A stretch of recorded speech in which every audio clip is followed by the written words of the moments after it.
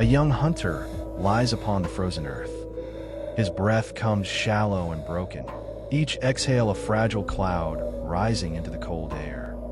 A boulder, loosened from the hillside, has crushed his leg. The others found him by his cries, faint and desperate, and now they carry him through the forest, his blood leaving a trail upon the snow. In their camp, the fire burns low. The tribe gathers in silence, their faces lit in amber light. Someone brings water from the stream. Another presses moss to the wound, trying to stop the bleeding. A woman hums softly, her voice trembling as she dips her fingers into the ashes and marks his forehead. They do not know why they do these things, only that to do nothing feels unbearable. Here, beneath the stars of a world still wild and new, medicine is being born. Before there were healers, there were moments like this, small acts of care in the vast indifference of nature.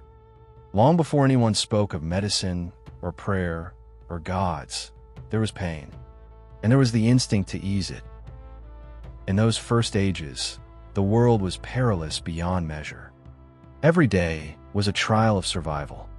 Bones broke, skin tore, fever came without warning. Death was not an idea. It was a presence that walked beside them, silent and close. A fall from a cliff, a bite from a serpent, a sudden sickness in the night. All could take a life before the sun rose again. Yet somehow, through all this, humanity endured. They learned. They remembered. And in the long arc between fear and understanding, they began to heal. We must begin not with the invention of tools or words, but with something older, a spark that predates reason itself. The instinct to protect, to reach out when another suffers. Among our distant ancestors, perhaps Homo erectus, perhaps Neanderthal, we find evidence of something remarkable. In Shanidar Cave, in the mountains of northern Iraq, archaeologists uncovered the skeleton of a man who lived around 60,000 years ago. His body tells a story written in bone, a crushed skull, a withered arm, and a leg deformed by an ancient fracture. Yet he survived those injuries, survived them long enough for the bones to knit. Someone must have cared for him, bringing food when he could not hunt, tending his wounds, keeping him alive through pain and time. In that same cave, known as Shanidar 4, traces of pollen were later found surrounding another burial, wildflowers carefully placed in the soil. Whether they were meant as a tribute or a medicinal offering, they reveal something almost unthinkable for their time: intention, ritual, and tenderness. These are not the gestures of creatures bound by instinct alone, but of beings capable of empathy, of mourning, perhaps even reverence. This was not survival by accident. It was survival through compassion. The same is true in other corners of the ancient world. In La Chapelle, France, lies the skeleton of an old Neanderthal man, his joints twisted by arthritis, his teeth worn almost to the gums. He had lived for years beyond his ability to hunt or feed himself. Others must have shared their food, sheltered him from the cold, and guided him through the dark. From Dmanisi in Georgia to Oldoway Gorge in Tanzania, the bones tell the same story, of survival sustained by care. Compassion, it seems, was not an isolated miracle, but a pattern. One that spanned continents and species. These discoveries do not speak of medicine as we know it. No potions, no remedies, no rituals, but they reveal something more profound, the moment when empathy entered evolution, when survival became not just individual, but collective. We may imagine such scenes: a small band huddled in a cave as snow drifts past the entrance, a mother feeding her aged father from the meat she has gathered, a child soothing another's wound with leaves and mud. From these moments, an unspoken knowledge begins to take shape, that to help another is to preserve something larger than oneself. Pain was a teacher. Through it, our ancestors began to notice patterns.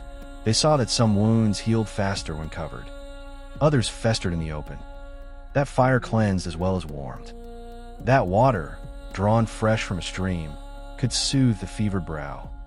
They watched the beasts around them, how certain plants were eaten after illness, how wounds were licked and kept clean. From these quiet observations, a primitive science emerged, bound to the rhythms of life and death. In the shelter of night, by the flicker of firelight, they experimented, guided by instinct, memory, and imitation. The roots of medicine lay in their hands. Imagine the first time someone pressed a cool leaf to a burn and felt relief, or the moment when a woman noticed that chewing a certain bark eased the ache of a tooth. Much later, we would learn that such bark contained salicin, the chemical ancestor of aspirin, one of medicine's oldest gifts hidden in plain sight. In the caves of El Sidrón in Spain, residue of yarrow and chamomile was found in Neanderthal dental plaque, plants known to ease pain, reduce inflammation, and calm the stomach. These were discoveries made not in laboratories, but through generations of observation, testing, and trust in nature. Some plants healed, others harmed. Trial and error etched knowledge into memory, generation by generation. The gatherers, often women, became the keepers of this wisdom. Their lives attuned to the cycles of growth and decay. They learned which herbs soothed the stomach, which stemmed bleeding, which brought calm to the restless child.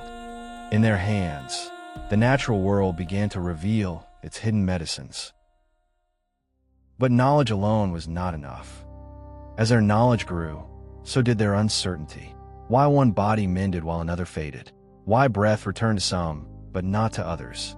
They looked to the sky for answers, to the fire, to the whisper of wind in the trees. From uncertainty, belief began to grow.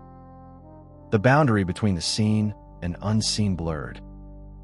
They began to sense that the world was alive with forces, spirits of the river, the mountain, the storm.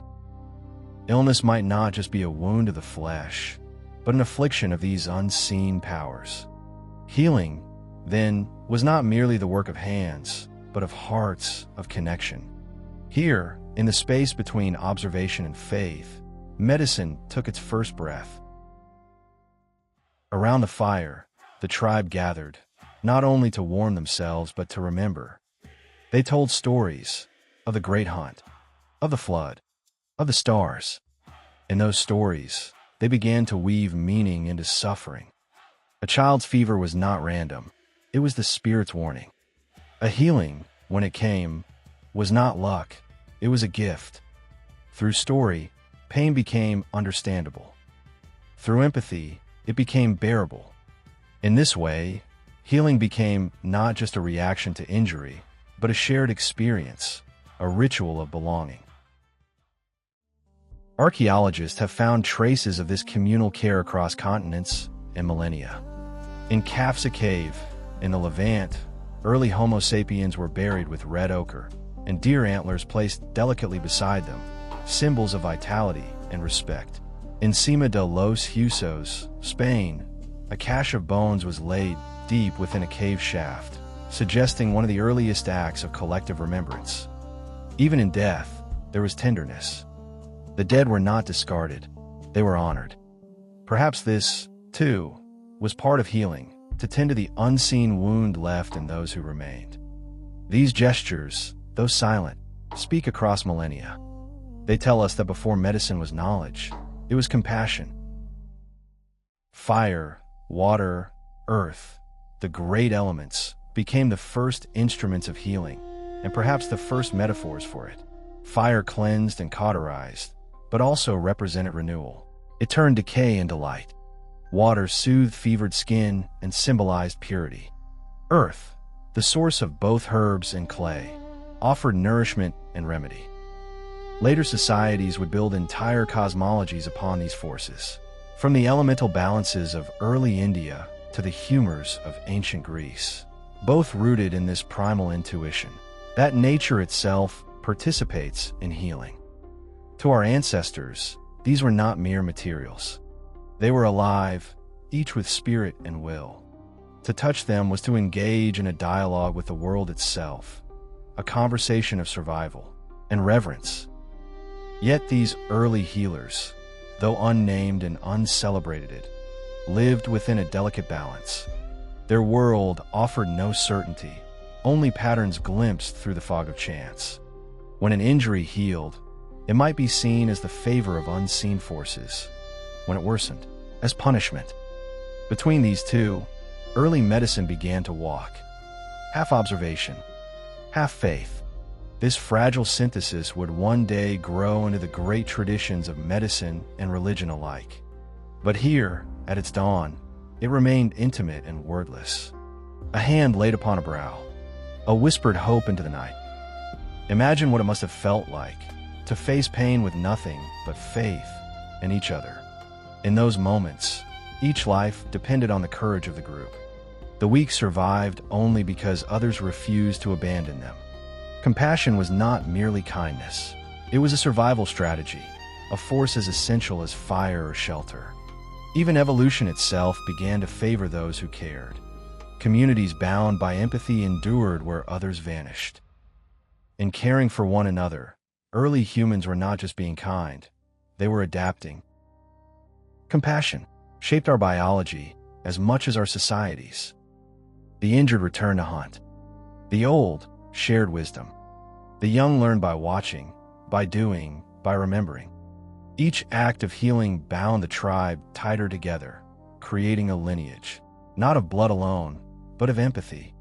In learning to mend others, early humans learned to understand themselves. The body became a landscape of signs: heat, color, rhythm, breath. They began to recognize the pulse of life and the shadow of death. Perhaps it was here, in the steady watching of another's suffering, that the idea of a self began to deepen.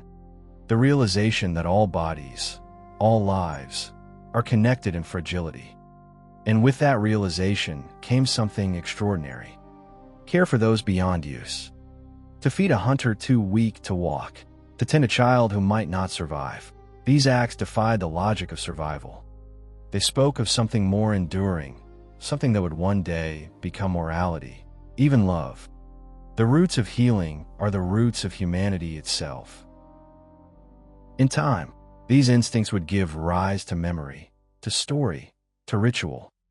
A child watched her mother crush herbs and remembered the smell. A young man recalled the chant sung over his wound and repeated it for another. Knowledge passed not through books, but through rhythm and repetition, through doing. From this inheritance, the foundation of medicine was laid, not in stone or scripture, but in the human heart. And when we look back to Shanidar Cave, to the man laid to rest among wildflowers, we are reminded that even then, to heal was to love. Whether by chance or intention, we cannot know. But if deliberate, it marks one of the earliest gestures of tenderness recorded in the story of our species. To place flowers beside the dead is to acknowledge that life, however brief, is sacred. It is to heal not the body, but the wound left in those who remain.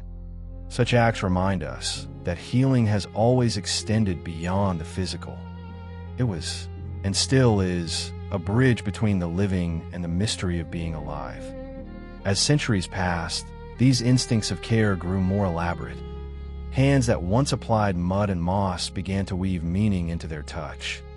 Firelight and breath became symbols of life itself. Each generation added new layers of understanding and misunderstanding to the fragile art of healing. But beneath all the change, one truth remained constant. Healing begins with the desire to preserve life, to ease suffering, to bear witness to another's pain. Even now, when we speak of medicine, all our knowledge rests upon that ancient impulse to help, hold, and hope. When we look back across these vast ages, we see not a line of progress, but a circle, the same questions returning, the same search for meaning and pain. We have traded moss for medicine, prayer for science, yet the heart of the matter remains unchanged. Perhaps the greatest discovery of early humanity was not the use of fire or the shaping of tools, but the realization that we do not heal alone. The dawn of medicine was not a single moment, but a million quiet acts, passed from hand to hand, life to life. It was born in the flicker of firelight, in the scent of crushed herbs, in the whispered comfort of one human to another. And though the centuries have buried their names, the legacy of those first healers lives on, not in temples or tablets, but in us.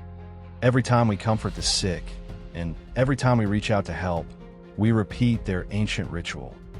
The story of medicine begins not with knowledge, but with kindness, not with science, but with care.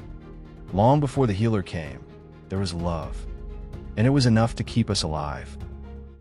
Thank you for watching Remedia. If you enjoyed this episode, consider subscribing. It helps us keep exploring the hidden history of healing and the human spirit. Stay curious, stay kind, and we'll see you in the next chapter.